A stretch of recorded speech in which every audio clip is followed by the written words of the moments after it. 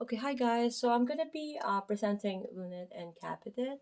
Okay, so I have here the image here. Okay, so um, uh, keep in mind the Lister's cervical is gonna be a special landmarking for the capitate and lunate as well. Okay, so shaft of the third metacarpal. As you can see, this is the dorsal view of the right wrist. With the wrist in a neutral position, you're going to draw an imaginary line between Lister's tubercle and the base of the third metacarpal, marking out the location of the capitate, as you can see in the image here. So the lunate is the most frequently dislocated carpal. Okay, located distal and medial to Lister's tubercle, it is relatively inaccessible when the wrist is in a neutral position. Flexing the wrist, however, will slide the lunate to the dorsal surface. So the capitate is the largest of the carpals and is located distal to the lunate. It has a shallow ditch on its dorsal surface that can be easily palpated. Okay, so although the lunate and capitate lie deep to the extensor tendons, both carpals are accessible on their dorsal surfaces and can be isolated between Lister's tubercle and the shaft of the third metacarpal. Okay, so I'm gonna read this area here. Uh, Keep in mind these radial view of the right hand where the wrist is being extended. Here it's a neutral position, and here where the wrist is flexed. Okay, same radial view. Okay, so locate the Lister's tubercle and the base of the third metacarpal with the wrist slightly extended. Lay your thumb between these points and notice how it falls into small cavity. This is the location of the lunate and capitate. Set your thumb on proximal end of the cavity, then flex the wrist and feel the lunate press into your finger. Next, extend the wrist and feel the carpal disappear and back into the wrist. Shift your thumb to the distal end of the cavity and notice how it bumps into the base of the third metacarpal.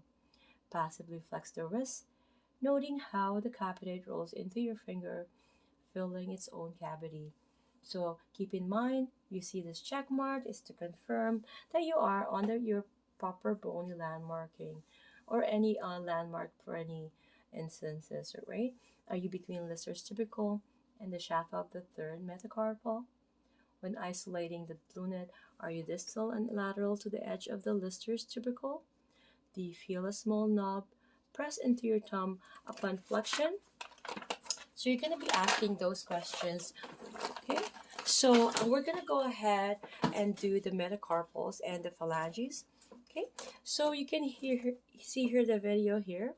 So to locate the carpal metacarpal joints, ask your partner to flex her fingers and wrist, roughly an inch or two distal to the extensor crest, and the wrist will be a series of bumps across the dorsal surface of the hand.